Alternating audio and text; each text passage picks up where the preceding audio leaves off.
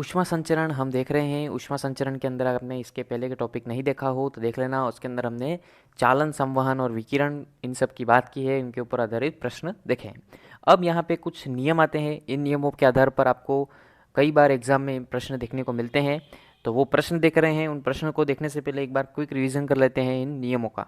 Okay साहब, शुरू करें। बात आती है पहला, न्यूटन का शीतलन का नियम। तो न्यूटन का शीतलन का नियम क्या कहता है, तो यहाँ पे एक बार पढ़ो कि न्यूटन का शीतलन का नियम कहता है कि वस्तु व वातावरण के बीच ताप का अंतर बहुत अधिक न हो तो वस्तु द्वारा जो ऊष्मा क्षय करने की दर होती है, यानी कि ठंडा होने की जो दर होती है, वह वस्तु व परिवेश के तापांतर के समानुपाती होती है। इस नियम को न्यूटन का शीतलन का नियम कहते हैं। अब ये जो ताप का जो अंतर होता है, इसको हम ताप आधिक्य से भी बताते हैं। तो ताप आधिक्य भी आपको नाम सुनने को मिलेगा। तो न्यूटन के अनुसार शीतलन की जो दर होती है वो किसके समानुपाती होती है? ताप आधिक्य के। ताप आधिक्य क्या है? T2 minus T1। यहाँ पे T2 क्या है? T2 है वस्तु का ताप, और T1 क्या है? तो जो बाह्य वातावरण का या परिवेश का जो ताप है वो T1।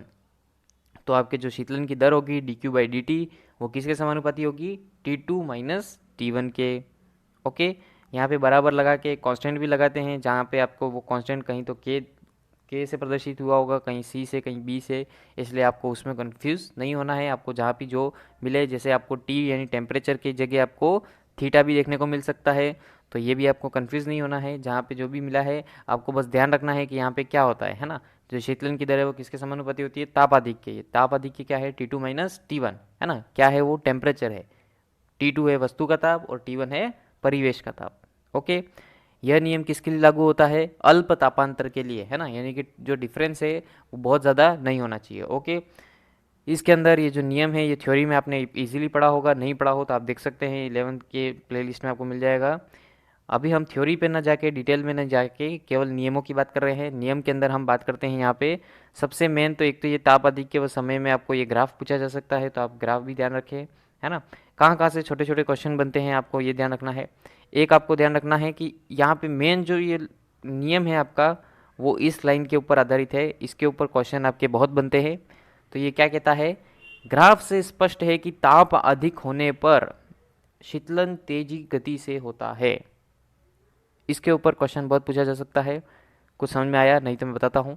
देखो, ताप अधिक होने पर शीतलन की जो दर होगी, ये जो शीतलन की जो गति होगी वो अधिक होगी। कहने का मतलब आपको क्वेश्चन पूछेंगे कि किसी वस्तु का ताप 75 डिग्री सेल्सियस से 70 डिग्री सेल्सियस हो जाता है T1 समय में।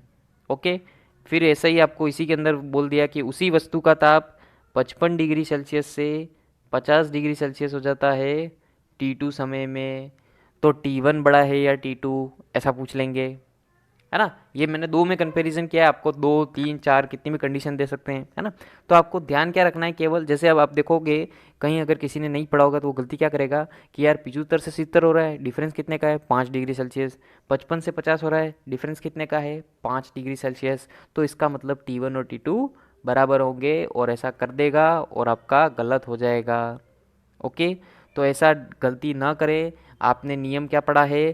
ताप अधिक होने पर शीतलन की जो गति होती है वो अधिक होती है ना। तो यहाँ पे ताप अधिक है, डिफरेंस आपका सेम आ रहा है भले, लेकिन यहाँ पे ताप अधिक है ना। तो यहाँ पे जो T1 होगा वो शीतलन की जो गति होगी वो कम समय लगेगा, यानी कि ये जो T1 होगा वो कम होगा। और यही बात अगर हम यहाँ बात करें 50 से 55 में, तो यहाँ जो T2 की वैल्यू आएगी वो T1 की अपेक्षाकृत ज़्यादा होगी, है ना। फिर आगे नेक्स्ट और बात कर ले आपको कि 35 से 30 जाता है ना। तो यहाँ पे भी डिफरेंस तो सेम है, तो यहाँ पे टाइम क्या होगा?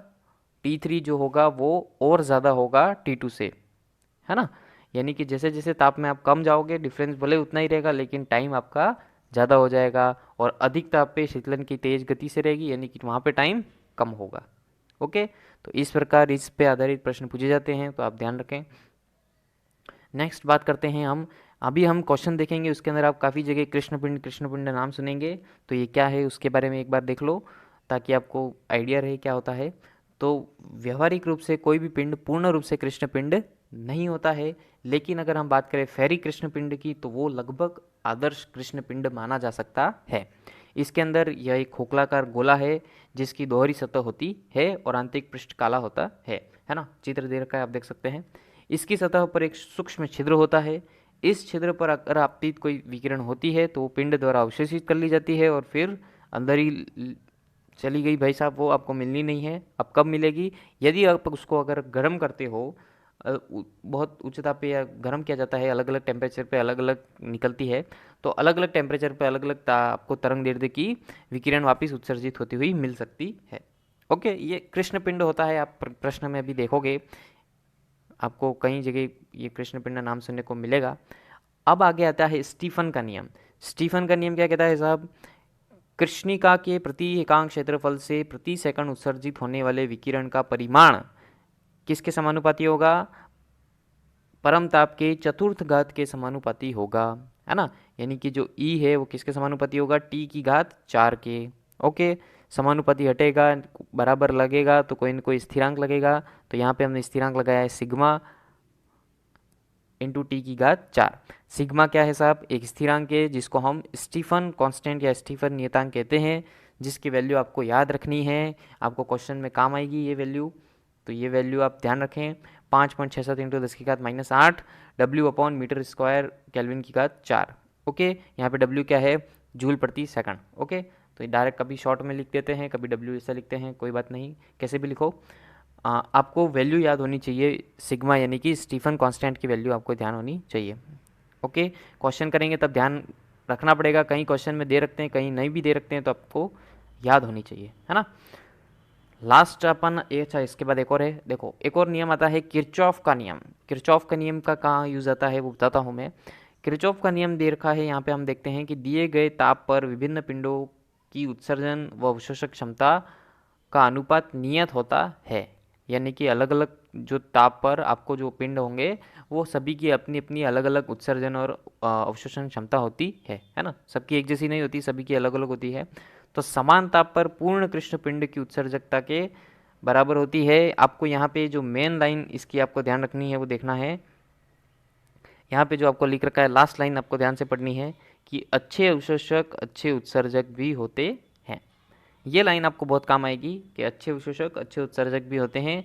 और पूर्ण कृष्ण पिंड के लिए कभी आपको वैल्यू पूछी जाती है तो ये बराबर क्या होती है? 1, है ना।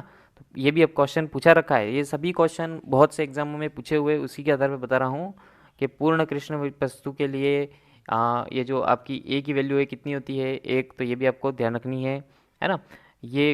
ये लाइन भी कई बार पूछी जाती है कि अच्छे अवशोषक अच्छे उत्सर्जक भी होते हैं। इसका सबसे बढ़िया उदाहरण आपको देखना हो तो यहाँ पे देख सकते हैं कि रेत जो होती है वो खुरदरी व काली होती है। इसका मतलब ये बहुत अच्छी अवशोषक होती है ना। कोई भी चीज़ खुरदरी है और ऊपर से काली होती है, आपको पता है काली चीज़ बहुत जल्दी ऊष्मा का अवशोषण करती है ना। यानी गर्म, अब धूप में अगर किसी को रखते हो आप तो एक काली वस्तु रखो, एक गोरी नहीं, सफ़ेद, है ना। काला गोरा नहीं करना है, हाँ। तो अगर आप एक काली रखी है हमने और एक सफ़ेद रखी है तो आप छुओगे 5 मिनट बाद तो आपको काली वाली ज़्यादा गर्म लगती है ना। तो इसका मतलब जो खुरदरी और काली होती है वो अच्छी अवशोषक होती है। इसका मतलब जो रेत होती है आपकी वो दिन में जो रेगिस्तान में सूर्य से विकिरण रेत पर आपतित होती है और वो बहुत ज़्यादा गर्म हो जाती है ना। लेकिन इसी के ऊपर हम बात करें कि किरचॉफ के नियम के अनुसार अच्छे अवशोषक अच्छे उत्सर्जक भी होते हैं। इसी कारण जब होती है रात, है ना, तब आपकी जो रेत होती है वो ऊष्मा उत्सर्जित करती है और बहुत ज़्यादा ठंडी भी हो जाती है ना। इसलिए आप ध्यान से अपने कभी ये मैन वर्सेस वाइल्ड वगैरह आपने देखे होंगे तो वो दिन में तो बेचारा गर्मी में घूम रहा होता है ना। इतनी गर्मी लगती है कि मतलब पानी नहीं मिलता है, गर्मी बहुत ज़्यादा होती है। और फिर वहीं रात को इतनी ठंड भी पड़ने लग जाती है कि उसको आग लगा के अपने आप को ठंडा गर्म करना पड़ता है, ओढ़ के सोना पड़ता है ना। तो इसका मतलब रेत जो है वो जितनी ज़्यादा अच्छी अवशोषक है ऊष्मा की, उतनी ज़्यादा उत्सर्जक भी हो जाती है। तो यही आपका किसका नियम कहता है? किरचॉफ का नियम, है ना। वो किरचॉफ का नियम नहीं है अभी यहाँ पे जो हम पढ़ेंगे इलेक्ट्रिकल में। हाँ, नेक्स्ट आता है आपका वीन का विस्थापन नियम। तो वीन विस्थापन नियम क्या कहता है? वीन के अनुसार अधिक तीव्रता के संगत तरंग दैर्ध्य व पिंड के ताप, यानी ताप हम केल्विन में लेते हैं, ताप का जो गुणनफल होगा वो नियत होता है। यानी कि आपको तरंग दैर्ध्य लेना है, जो अधिकतम तरंग दैर्ध्य है संगत तरंग दैर्ध्य वो, और ताप, इसका जो गुणनफल होगा वो कोई कोई भी कांस्टेंट ले लो, नियतांक यहाँ पे हम बी मानते हैं, है ना। तो वो कांस्टेंट के बराबर होगा, यानी कि ये बी वीन का नियतांक है, जो कि आपको यहाँ पे वैल्यू भी दे रखी है 2.89 इंटू 10 की घात -3 metre kelvin. Okay, metre kelvin कैसे आया? तो लेमड़ा क्या है साहब? दूरी है एक प्रकार से, है ना, तरंग दैर्ध्य है, पर है क्या? मात्रक किसका आएगा? दूरी का, तो मात्रक क्या हो गया? मीटर। और टेम्परेचर, तापमान, इसका मात्रक क्या होता है? केल्विन। तो मीटर और इंटू केल्विन। ओके, तो ये आपका कांस्टेंट का मात्रक आ गया। अब हम देखते हैं साहब क्वेश्चंस। ठीक है साहब, शुरू करें। अब देखो क्वेश्चन देख रहे हैं। क्वेश्चन के अंदर आपने ये जितने भी लॉ यूज़ में लिए हैं वही हम यूज़ में लेने वाले हैं, तो आप एक बार खुद प्रयास करें, जवाब दें, है ना, आपसे बिल्कुल इजीली हो जाएगा क्वेश्चंस। शुरू करते हैं। निम्न में से कौन सा नियम अच्छे अवशोषक और अच्छे उत्सर्जक है? तो सीधी सी बात है, अभी आपने पढ़ा कि अच्छे अवशोषक ही अच्छे उत्सर्जक होते हैं। किस नियम के आधार पर पढ़ा हमने? किरचॉफ का नियम। ओके, ये क्वेश्चन कई जगह कई बार पूछे गए हैं ना, इसलिए आपको ऐसा लगे कि क्या मतलब ऐसा कुछ है, बार बार क्या वही है ना, तो ये आपको ये क्वेश्चन कई जगह आपको देखने को मिलेंगे। इसलिए आप कोई भी अगर एग्ज़ाम दे रहे हैं 12th बाद, ग्रेजुएशन बाद, तो ये आपका अगर ये टॉपिक आपके पास है सिलेबस में, तो ज़रूर आपके ये क्वेश्चन आएंगे कहीं न कहीं। ओके, मानव शरीर में उत्सर्जित विकिरण संबंधित कौन सा कथन सत्य है? पढ़ो। केवल दिन में विकिरण उत्सर्जित होते हैं, गर्मियों में होते हैं, सर्दियों में अवशोषित होते हैं, पराबग्नि क्षेत्र में होते हैं या आवृत्त क्षेत्र में होते हैं? तो ये आपने विकिरण में भी पढ़ा होगा ध्यान से, तो आपने ध्यान से पढ़ा होगा। तो विकिरण में हमने कौन सा क्षेत्र की बात की थी? उत्सर्जित विकिरण अवृत्त क्षेत्र में होते हैं, है ना। तो अवृत्त क्षेत्र की बात होती है विकिरण में, आपने पढ़ा होगा, जस्ट इसके पहले हमने वीडियो पढ़ा था उसके अंदर पढ़ा है ना। अब देखो, ये केवल एक नियम है, केवल एक फॉर्मूला पूछा है भाई ने, और कितने एग्जाम में पूछ लिया है देख लो, भरमार है ना। केवल एक नियम आपको ध्यान रखना है, और एक नियम ही, ये फॉर्मूला आपको कितनी बार कितनी जगह पूछ लिया है। ओके, तो क्या होगा? अभी हमने पढ़ा वीन का नियम क्या है? लेमड़ा और टी, है ना, दूरी और ताप के गुणनफल जो होगा वो क्या होगा? कांस्टेंट, कोई नियतांक जिसको हम बी से भी प्रदर्शित करते हैं। ओके, तो ये आपका आंसर ए, कई जगह पूछ लिया है साहब। सूर्य का ताप 5500 केल्विन है तथा यह पीले क्षेत्र में, आपको लेमड़ा दे रखा है, अधिकतम तीव्रता के विकिरण उत्सर्जित करता है। किसी भट्टी में अधिकतम विकिरण तरंगदैर्ध्य पर प्राप्त होती है, तो आपको भट्टी का ताप बताना है। एक क्वेश्चन करके देखो, इसके बाद आप करने लग जाओगे अपने आप। ये क्वेश्चन मैं बता देता हूँ, अच्छा है, आप समझोगे तो आपको इजीली फटाफट अब से हो जाएगा, है ना। देखो, यहाँ पे आपने अभी नियम पढ़ा है वीन का कि लेमड़ा इंटू टी बराबर कोई भी कांस्टेंट बी। ओके, तो यहाँ पे मैं बार बार लेमड़ा एम नहीं लिखूंगा, डायरेक्ट ही लेमड़ा लिखूंगा, आपको ध्यान रखना है ना। तो यहाँ पे हम दो लेते हैं, क्योंकि दो कंडीशन के लिए, एक हो जाएगा लेमड़ा वन टी वन, एक हो जाएगा lambda two T two. Okay, constant वही रहेगा बी। तो यहाँ पे आपको लेमड़ा वन दे रखा है, ये रहा, है ना। टी वन आपको दे रखा है, ये रहा। आपको लेमड़ा टू दे रखा है, ये रहा। और आपको टी टू यानी कि भट्टी का ताप आपका टी टू है, तो ये आपको निकालना है। बस सीधी सी बात है, आपको सब कुछ दे रखा है, केवल एक चीज़ गायब है, वो आप निकाल लेंगे। करें, देखो। हाँ, लेमड़ा वन टी वन बराबर कोई भी constant, lambda two T two बराबर कांस्टेंट। सीधी सी बात है, दोनों को हम अगर इक्वेशन को भाग देते हैं, कांस्टेंट से कांस्टेंट कट जाएगा, lambda one upon lambda two बराबर, इसको इधर ले लेंगे तो पक्षांतरण होगा, तो ये ऊपर नीचे हो जाएगा, तो क्या हो जाएगा? T two upon t one, है ना। तो lambda one upon lambda two बराबर t two upon t one. सीधी सी बात है। अब ये आप डायरेक्ट भी याद रख सकते हैं, ये मैंने कैसे निकाला वो भी बताया है, आप डायरेक्ट याद रखें, है ना। इसके अंदर अब आपको क्या रखनी है? सीधी सीधी वैल्यू रखनी है, आपका आंसर आ जाएगा। ओके साहब।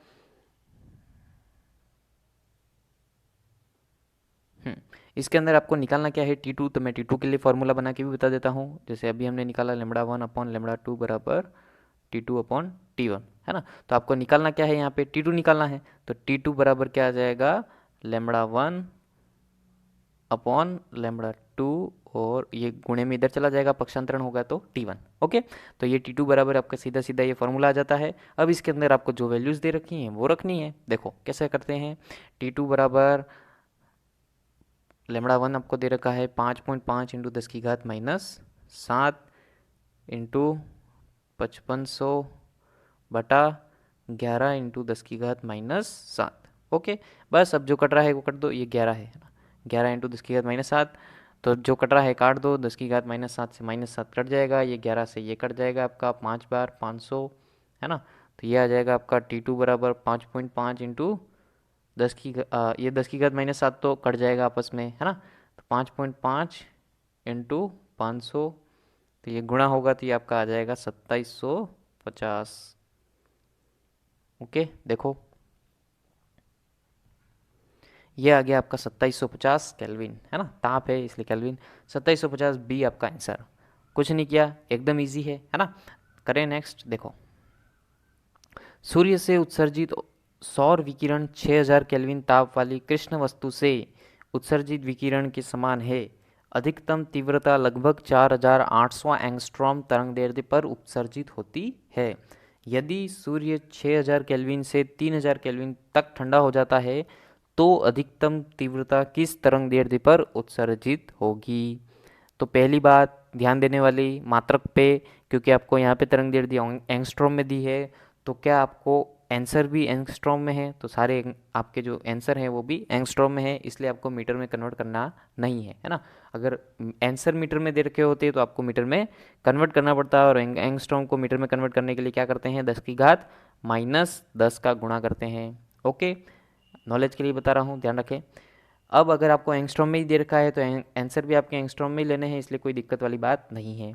अब देखो क्या करेंगे, आपको क्या क्या दे रखा है यहाँ पे, वही बात जैसे अभी हमने किया। यहाँ पे आपको T1 दे रखा है ना, और आपको λ1 दे रखा है। ओके, नेक्स्ट आपको 6000 केल्विन से 3000 केल्विन पे आ जाता है, इसका मतलब आपको T2 भी दे रखा है, और आपको किस तरंगदैर्ध्य पर यानी कि λ2 क्या आएगा वो आपको निकालना है।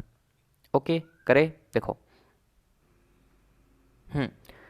तो वही हमारा वापिस फॉर्मूला λ1/λ2 बराबर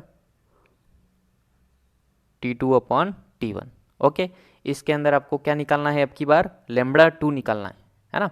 तो λ2 के लिए मैं फॉर्मूला बना देता हूँ, इससे λ2 बराबर आ जाएगा आपका, इसको इधर ले लेते हैं, इसको इधर ले लिया, बाकी सारे इधर ले लेते हैं, तो क्या आ जाएगा λ1/T1/T2 है ना, λ1 इंटू T1 अपॉन में T2। ये आपका फॉर्मूला आ गया। बस इसके अंदर आपको सभी वैल्यूज़ रखनी है। तो देखो λ2 कितना आता है, λ2 बराबर λ1, अब पहले तो T1 इंटू λ1 कितना देखा है, 4800 एंगस्ट्रॉम में लिखा है, तो हम एंगस्ट्रॉम में ले रहे हैं ना, आंसर हमको इसी में चाहिए, बटा 3000 केल्विन तक इसका टेम्परेचर आ जाता है, तो ये हमने T2 लिख दिया 3000। बस अब जो कट रहा है काट दो, तो λ2 कितना आ जाएगा, ये 3 जीरो से 3 जीरो कट गए, 3 दूनी 6, 48 का डबल कितना हो जाएगा 96, तो ये आ जाएगा 9600, 9600 है ना, 2 जीरो। ओके, तो देखो ऑप्शन, ये आ गया आपका 9600 एंगस्ट्रॉम। क्लियर, कोई दिक्कत नहीं है ना, इजी है एकदम। नेक्स्ट देखो, एक विशेष तारे कृष्णपिंड का पृष्ठ ताप 5 इंटू 10⁻4 केल्विन है। नैनोमीटर में वह तरंगदैर्ध्य बताएं जिस पर इसके विकिरण अधिकतम हैं, और आपको बी की वैल्यू दे रखी है 0.0029। अब देखो यहाँ पे क्या करना है, कुछ नहीं करना है, फॉर्मूला आपको वही इजीली फॉर्मूला वही लगाना है, कुछ नहीं करना है। देखो बताता हूँ, आप एक बार जरूर प्रयास करो, वही फॉर्मूला है, डायरेक्ट आपको वैल्यू दे रखी है, सीधा सीधा फॉर्मूला है आपका λ इंटू टी बराबर कांस्टेंट बी है ना, और उस बी की वैल्यू आपको यहाँ पे दे रखी है। क्या कहता है हमारा नियम, λ टी बराबर कांस्टेंट बी। ओके, यहाँ पे आपको निकालना क्या है, λ निकालना है ना, तो वो हो जाएगा b/t। बी आपको कितना दे रखा है, 0.0029, और टेम्परेचर आपको टी कितना दे रखा है, 5 इंटू 10⁻4। बस अब इसको सॉल्व करो, आंसर आ जाएगा है ना। जोड़ बाकी गुणा भाग थोड़ा बहुत तो आपको करना ही है, थोड़ा दिमाग लगाना है। देखो क्या करोगे, पहले तो आप पॉइंट हटा देना, तो क्या आ जाएगा, देखो पॉइंट हटा दोगे आप तो 29 इंटू 10⁻⁻4 था, बटे में 5 इंटू 10⁻4 आ गया। ठीक है, समझ गए क्या किया, 0.0029 था तो उसको हमने पॉइंट हटा दिया, तो 4 जीरो लग गए, 4 जीरो नीचे जाते हैं, यानी कि ऊपर हमने क्या किया, 10⁻⁻4 लिख दिया है। अब आप सीधी सी बात है, इसको सॉल्व करोगे तो ये आ जाएगा, भाग दोगे तो 5.8 इंटू 10⁻⁻4 फिर -4, ये आ जाएगा आपका 10⁻⁻8 है ना। तो ये आ जाएगा 5.8 इंटू 10⁻⁻8 मीटर। अब आपको आंसर मीटर में ना देके आपको आंसर पूछा है इन्होंने नैनोमीटर में, है ना। तो आपने 10 की घात वाला वीडियो नहीं देखा हो तो देख ले। 10 की घात वाले में आपको सीधे सीधे पता होगा कि नैनोमीटर का मतलब होता है 10 की घात -9 मीटर, है ना। तो यहाँ पे आपको 10 की घात -8 है पहले से, है ना, इसको -9 कर देंगे तो ये नैनोमीटर में कन्वर्ट हो जाएगा। इसका मतलब एक पॉइंट आप इधर खिसका दो, है ना, तो ये हो जाएगा आपका -9। तो ये हम देखो 5.8 इंटू 10 की घात -8 था, है ना। तो इसको हम क्या करते हैं 58 इंटू 10 की घात -9 नैनो, ये अभी भी मीटर में है लेकिन 10 की घात -9 इंटू मीटर को हम क्या लिख सकते हैं नैनोमीटर। तो ये हो जाएगा 58 नैनोमीटर। तो 58 नैनोमीटर आपका आंसर है। ये पॉइंट कैसे खिसकाया ये भी नहीं आता हो तो सुन लो, समझ लो। आता है तो अच्छी बात है, नहीं आता है तो क्या किया देखो, हमेशा जैसे 5.8 क्या है, छोटी वैल्यू, मतलब कोई भी एक वैल्यू है समझ लो 5.8 है ना। लेकिन जो हमने क्या किया 58 किया, तो 5.8 से 58 तो क्या किया, वैल्यू को क्या किया बड़ा किया, है ना। 5.8 तो छोटा है और 58 तो बड़ा है ना। तो 5.8 से 58 किया, इसका मतलब क्या की वैल्यू बड़ी की। तो इसका मतलब आपको जो पीछे वैल्यू है उसको क्या करना पड़ेगा, छोटा करना पड़ेगा। कहने का मतलब एक स्थान पॉइंट आपने इधर खिसकाया है, इसका मतलब यहाँ पे आपको एक 10 एक यानी कि 1 0 यहाँ पे वैल्यू छोटी करनी पड़ेगी। तो -8 बड़ा होता है या -9, बड़ा होता है -8 और छोटा होता है -9, है ना। तो घात में माइनस में ध्यान रखें, यहाँ पे माइनस में है घात इसलिए हमने -8 की जगह -9 किया, यानी कि 1 0 कम किया, यानी कि वैल्यू छोटी की, आगे वैल्यू बड़ी की तो यहाँ पे पीछे वैल्यू छोटी की। ओके, जैसे भी आपको समझ में आता हो आप ध्यान रखें, कैलकुलेशन आप कर लेंगे। आपका आंसर आ जाता है 58 नैनोमीटर बी। ओके, आगे बढ़ें। देखो, पूर्णतः कृष्ण वस्तु द्वारा उत्सर्जित विकिरण की मात्रा समानुपाती होती है आदर्श गैस के स्केल ताप पर।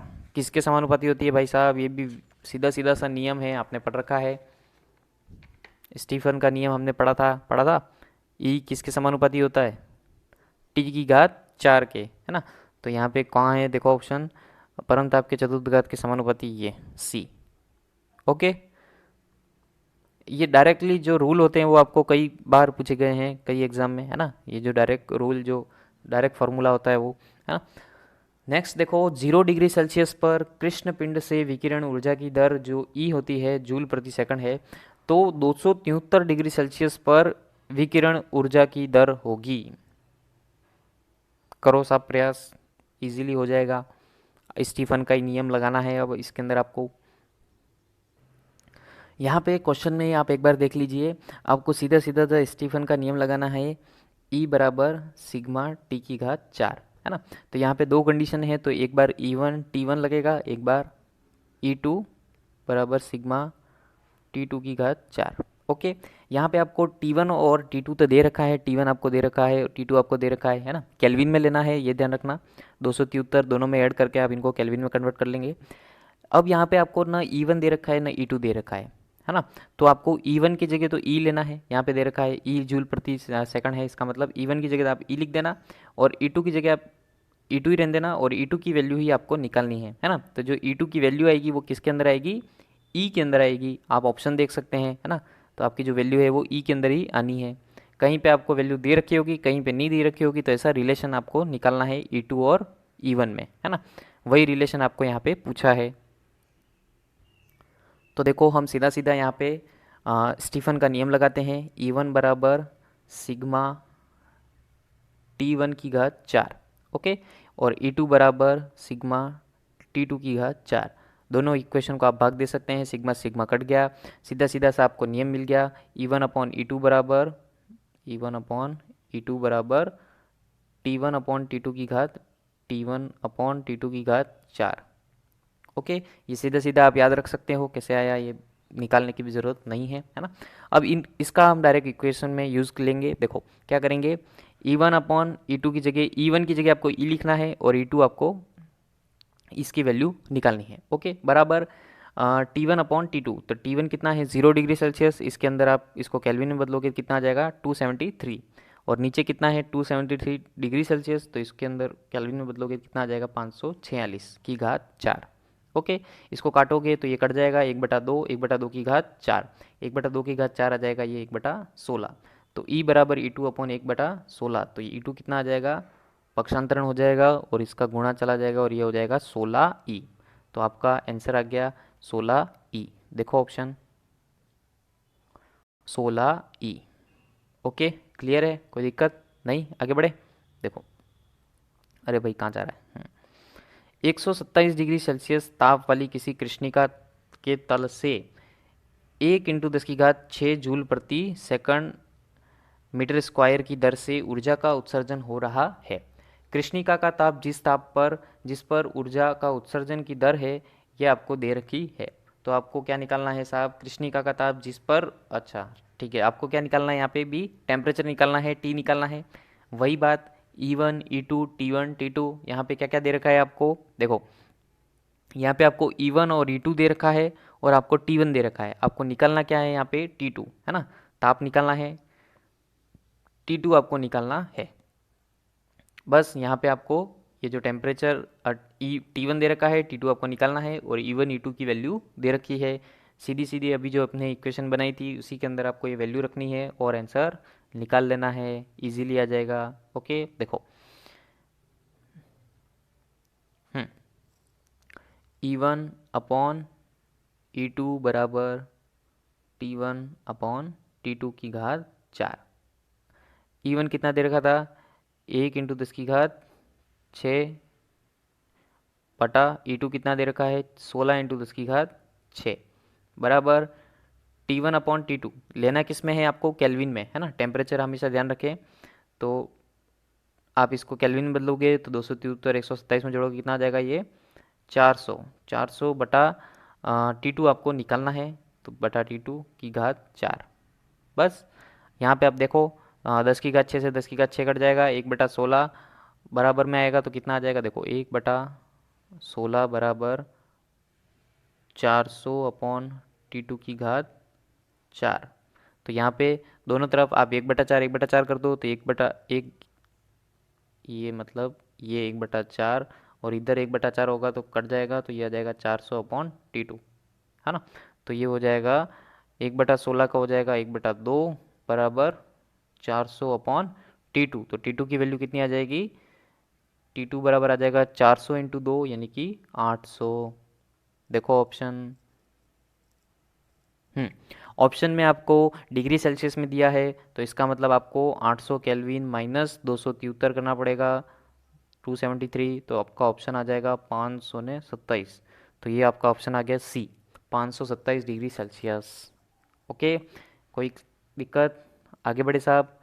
कुछ नहीं समझ में आया हो तो एक बार रिवीज करके वापस देख लो, लेकिन आपको समझ में आ जाएगा, कोई दिक्कत नहीं है। फर्जी सा फॉर्मूला है, इजीली आपको कैलकुलेशन करनी है, हो जाएगा, है ना, कोई दिक्कत नहीं आएगी। अब देखो साहब लास्ट क्वेश्चन, सूर्य का आपको दर दे रखी है ऊष्मा उत्सर्जित करने की। सूर्य को कृष्ण पिंड मानते हुए इसका ताप की गणना करें, जबकि आपको सिग्मा की भी वैल्यू दे रखी है, और नहीं दे रखी हो तो भी आपको याद होनी चाहिए। ओके, कुछ नहीं करना है, इसको तो मैं यहीं बता देता हूँ, 2 मिनट में हो जाएगा ये तो आपको, है ना। जोड़ बाकी गुणा भाग आप थोड़ा बहुत सॉल्व करेंगे साहब, थोड़ी प्रैक्टिस आपको करनी पड़ेगी इसकी तो, है ना, क्योंकि इसके अंदर घात 4 को आपको सॉल्व करना थोड़ा आना चाहिए, है ना। तो करना कुछ नहीं है, इसमें भी आपको E बराबर सिग्मा टी की घात 4 फॉर्मूला आपको क्लियर हो गया है दिमाग में, है ना। अब आपको यहाँ पे निकालना क्या है, ताप की गणना करनी है, यानी कि आपको टी निकालना है। तो क्या हो जाएगा, टी की घात 4 बराबर E अपॉन सिग्मा, है ना। तो आपका फॉर्मूला आ जाएगा टी की घात 4 बराबर E अपॉन सिग्मा। E कितना दे रखा है आपको, ये रहा, सिग्मा कितना दे रखा है आपको, ये रहा। बस दोनों का भाग देना है और सॉल्व कर लेना है, आपका आंसर आ जाएगा, सीधा सीधा आंसर आ जाएगा, कहीं कोई करना नहीं है, लेकिन थोड़ी सी कैलकुलेशन आपको सॉल्व करनी पड़ेगी, है ना। तो आपका आंसर क्या आएगा वो बता देता हूँ, आपका आंसर आएगा 5.8 × 10⁻³ केल्विन, है ना। ऊपर ये नीचे ये भाग ही देना है और कुछ नहीं करना है, बस आ जाएगा। ओके, क्लियर है। ये आपके कुछ नियम है, इनके ऊपर आधारित आपको प्रश्न पूछे जाते हैं ऐसे, और भी आप प्रैक्टिस करेंगे तो आपसे आप एकदम कॉन्फिडेंस आ जाएगा और आपको एकदम क्लियरली हो जाएंगे, कोई दिक्कत नहीं आएगी। ओके साहब, तब तक पढ़ते रहो, मस्त रहो, खुश रहो, धन्यवाद। प्रकृति का ध्यान रखो, अपना ध्यान रखो। Okay, thank you.